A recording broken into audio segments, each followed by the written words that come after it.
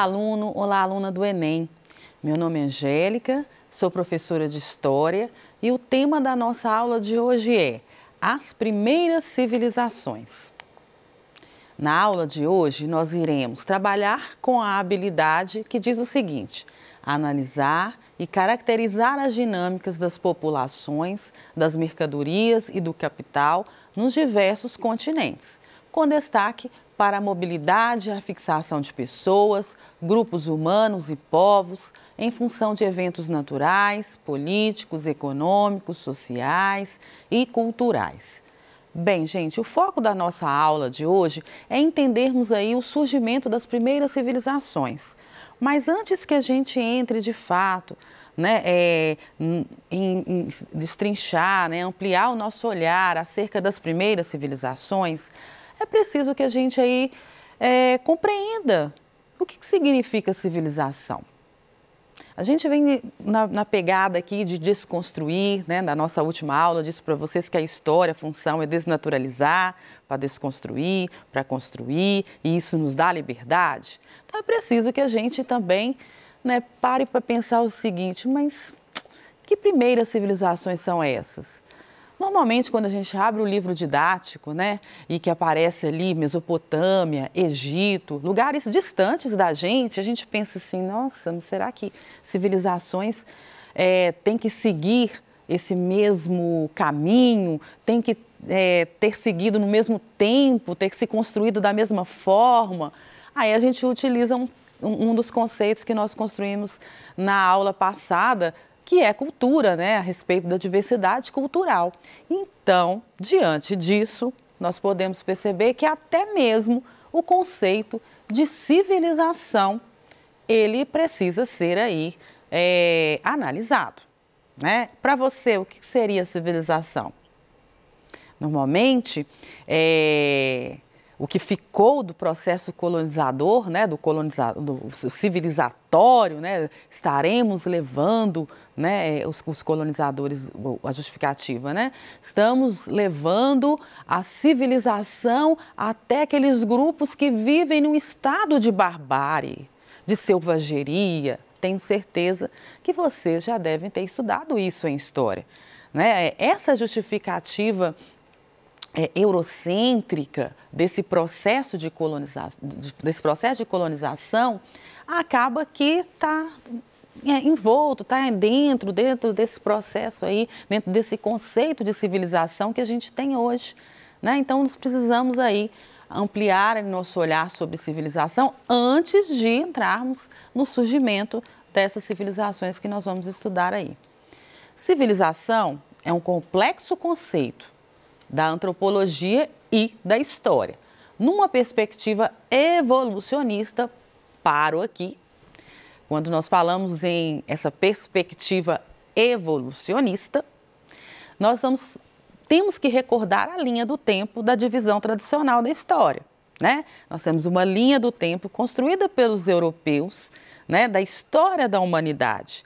E essa linha do tempo, ela é caracterizada por essa perspectiva evolucionista, de que os seres humanos, eles passaram ali pela pré-história e houve ali o processo de invenção da escrita, e quando eles passaram a se comunicar por meio da escrita, o que aconteceu? Eles deixaram a pré-história e entraram na história, como se eles agora passassem a ter história.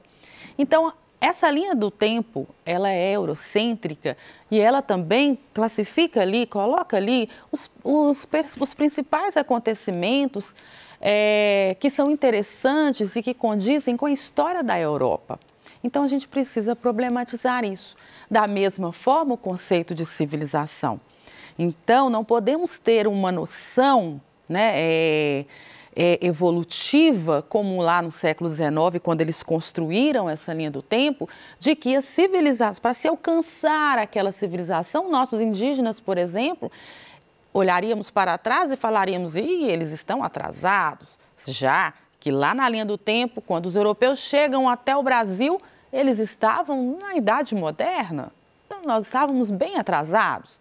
Então, lembrando do conceito da última aula, nós não podemos classificar cultura. Cada um tem o seu tempo e tem a sua forma de organizar, né? O meio também vai promover esse desenvolvimento, né, dessa cultura, né, essas transformações dessa cultura, mas não podemos classificá-las e colocá-las num estágio, né, que é o que está prevendo, o que a gente está vendo aqui, esse conceito de civilização.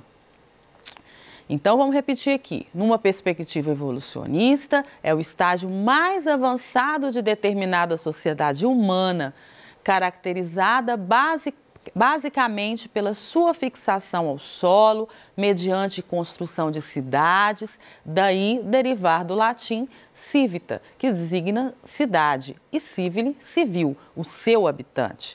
Observa-se que essa noção traduz os conceitos etnocêntricos do início da antropologia, onde se contrapõe às sociedades complexas, às primitivas, que é o que a gente acabou de falar aqui. Né? Ah, professora, então civilização eu devo entender como? Você deve desconstruir essa ideia de uma evolução, de uma perspectiva evolucionista, e entender essa civilização como um agrupamento humano que vai ali, cada um deles, construir as suas regras, se organizar para se manter ali fixo aquele determinado lugar. A partir dessa compreensão, a gente considera, né, o estudo das diversas civilizações, dos diversos grupos, das diversas culturas que nós temos no mundo hoje. Estamos entendidos? Está claro para vocês aí? Olha lá, hein, galera? Onde teriam então surgido as primeiras civilizações? Bem, nós vimos lá logo no início, né, quando eu traduzi para vocês aqui, né, trouxe para vocês a leitura da habilidade. Nós estamos falando também dentro dessa habilidade que é ampla, nós estamos falando de fixação em um determinado lugar a partir de fenômenos naturais. Então, as primeiras civilizações, elas vão surgir às margens de rios. São chamadas sociedades fluviais. E nós vamos ter isso só ali, professora, que está lá no livro, Mesopotâmia, Egito, e aí a gente vai até para outras civilizações, como, por exemplo, os indianos, os chineses, os persas, os fenícios. Mas é só ali que nós vamos ter o surgimento dessas primeiras civilizações, elas nascem ali. A gente vai perceber, principalmente o fator rio, em diversos lugares, inclusive aqui no Brasil, né? Então, a gente está no processo inicial ali, né, de povoamento da América, a gente vai perceber que esses primeiros grupos a se fixarem vão se fixarem próximos aos rios também. Os rios lá atrás, então, na perspectiva da história também, em passado, presente, lembra que nós falamos na última aula sobre essa questão dos tempos na história, vamos estar sempre associando o passado ao presente. Os rios ainda são fundamentais para a sobrevivência humana. Ainda assim, tem pessoas que vivem nas margens desses rios, tem povoados, né, formados ali, muitas populações ali ribeirinhas que vivem, sobrevivem daquilo que o rio está oferecendo, né? Então, os rios ainda são fundamentais para a sobrevivência humana, como diz essa reportagem aqui. Confira a reportagem de Geografia com o professor Vinícius Ribeiro. Rios são sustento de milhares de famílias no Brasil e no mundo. Aqui está a referência, vale a pena vocês darem uma lidinha. Você que é do Enem, tem que buscar aí, se aprofundar um pouco mais e ficar antenado no mundo. Então, leiam, acessam aí, está a referência para vocês. Eu trouxe agora para vocês, vou trazer para vocês analisarem junto comigo, para vocês perceberem que isso que eu estou falando aqui tem um respaldo. Dois rios importantes aqui, né, no Brasil. Na verdade, um é gigantesco, esse é o primeiro, né, a bacia do Rio São Francisco, essa imagem ela está se remetendo ao Velho Chico, assim como ele é chamado. E olha só que legal, ele também é conhecido como o Nilo brasileiro. Só por aí a gente já consegue estabelecer uma associação com o Egito, uma das tais primeiras civilizações, que vai surgir às margens de qual rio? Do rio Nilo, né? Então nós temos aqui o Velho Chico, que vai passar por 5 estados diferentes dentro do Brasil. Vai passar ali, vai atravessar 500, se não me engano, 521 municípios diferentes. E vocês acham que essa extensão toda e essa quantidade de estados e municípios, muitos deles, muitos povoadinhos surgiram às margens desses rios, né, historicamente falando. Então, nós temos aqui, né, o Rio São Francisco, que inclusive o próprio Guimarães Rosa, olha o que ele vai dizer aqui sobre o Rio São Francisco. Sua história tem sido a do sofrimento de um rio que há mais de 500 anos é fonte de vida e riqueza. Não é à toa que ele vai dizer sobre isso, hein, gente? Vamos lá, então. Aqui eu trago para vocês o rio Tietê, em São Paulo, que também é um rio que vai atravessar praticamente todo o estado de São Paulo. Né? Então, ali nós vamos ter a história de São Paulo atrelada a um rio. Então, aqui também é importante, faça uma pesquisa sobre esses rios aí, vai ajudar vocês tanto na geografia quanto na história. E agora podemos falar um pouquinho sobre essas primeiras civilizações do Oriente. A antiguidade, ela é separada em duas partes. A gente, né, ao abordar isso com vocês, alunos, a gente trabalha, divide essa antiguidade, que é enorme, em duas partes. Uma a gente vai colocar ali as civilizações que pertencem à antiguidade oriental. A outra a gente chama de antiguidade clássica. A antiguidade oriental, nós falamos do Egito, da Mesopotâmia, do Egito, dos fenícios, dos persas, dos hebreus. Agora, a antiguidade clássica, nós falamos de duas civilizações, a grega e a romana. Nós vamos deixar as civilizações clássicas para um outro momento. E hoje a gente está falando do surgimento das primeiras civilizações e a importância desses rios, né? Então, a gente vai estar aqui falando um pouquinho, né, dessas civilizações, algumas características, vamos analisar algumas questões do Enem que fazem referência a essas civilizações da Antiguidade Oriental, ok? Todo mundo comigo? Vamos separar. Algumas das principais civilizações da Antiguidade se estabeleceram entre o Egito e o atual Irã. Nós estamos falando da Mesopotâmia ali, né, que os dois rios importantes, o Rio Tigre e o Rio Eufrates. No caso do Egito, nós estamos falando, como já disse aqui agora há pouco, o Rio Nilo. E nós estamos falando de um processo de transição aí, né, segundo a linha do tempo tradicional construída pelos europeus, essa linha do tempo etnocêntrica, que diz que a partir da invenção da escrita, os seres humanos deixaram a pré-história e entraram na história. Então, falando lá um pouquinho da pré-história, nós estamos falando de uma revolução neolítica. O rio, ele é importante, muito importante, não só pela água potável, mas também pela contribuição, no que diz respeito à agricultura. Já disse aqui em algumas aulas do Se Liga, uma das maiores revoluções que a humanidade já teve, já construiu ali, é a produção agrícola, é a arte de produzir o próprio alimento. Isso definiu uma transformação enorme para as sociedades humanas que viriam depois daquilo. A partir do momento em que eles se sedentarizam por meio da agricultura, através do plantio, da produção do próprio alimento, eles vão se fixando às margens de rio, porque esses rios adubam, preparam, fertilizam a terra naturalmente, e eles vão observando isso e vão promovendo, né, essa disputa por esses espaços também dentro da antiguidade. Então, nós temos os rios como grande importância aí, associado ao processo de agricultura, que não pode desvincular, hein, galera? Agora é com você em casa. Deixo aqui uma atividade muito legal. Vocês sabem que a produção de texto no Enem, ela é muito importante, né? As nossas aulas de história, que estão aí dentro da área de ciências humanas, elas contribuem muito, não só para as respostas das questões objetivas, mas também na produção de texto, né? Então, deixa isso para casa para vocês fazerem aí.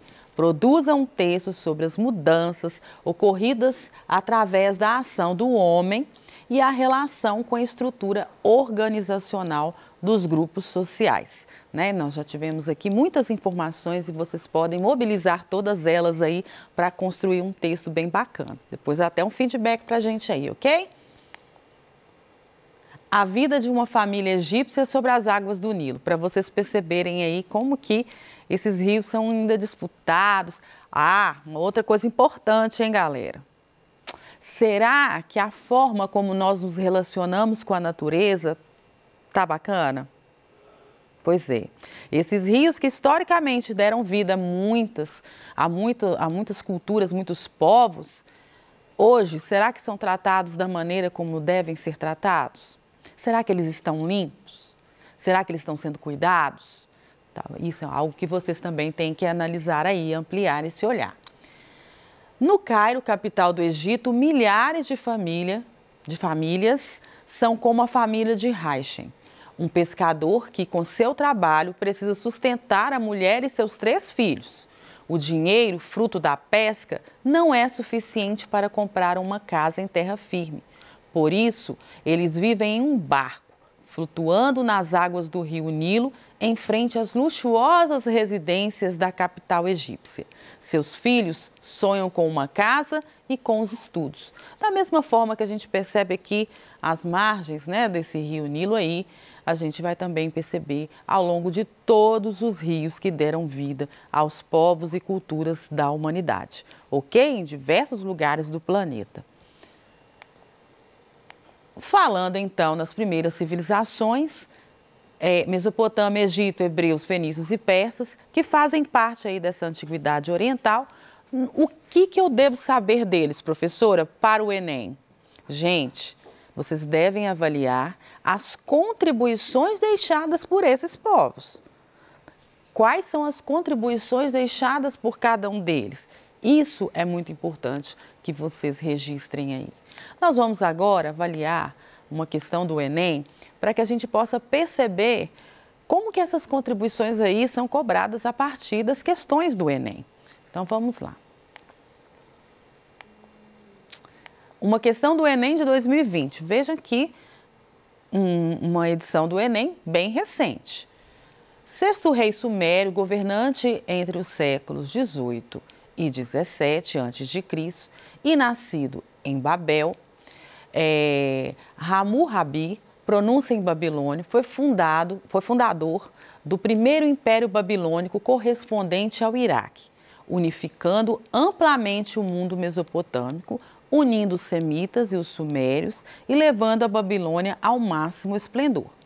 O nome de Hammurabi permanece indissociavelmente ligado ao código jurídico tido como o mais remoto já descoberto, o Código de Hammurabi. O legislador babilônico consolidou a tradição jurídica, harmonizou os costumes e estendeu o direito e a lei a todos os súditos. Nesse contexto de organização da vida social, as leis contidas no código citado tinham sentido de: letra A, assegurar garantias individuais aos cidadãos livres, tipificar regras referentes aos atos dignos de punição, conceder benefícios de indulto aos prisioneiros de guerra, promover distribuição de terras aos desempregados urbanos ou conferir prerrogativas políticas aos descendentes de estrangeiros. E a resposta correta, vocês já anotaram aí? Já compreenderam? Já identificaram? E a resposta correta é letra B, tipificar regras referentes aos atos dignos de punição. Isso está falando, inclusive, de que nós estamos falando da primeira civilização que vai construir um código de leis, né? Que vai definir aquilo que é certo, classificar, tipificar essas regras. Então, esse é um exemplo do que vocês podem descobrir aí sobre as diversas outras civilizações da Antiguidade Oriental. Deixo aqui para vocês algumas outras questões para vocês se divertirem em casa, algumas referências também. E no mais, um grande abraço e até a próxima aula.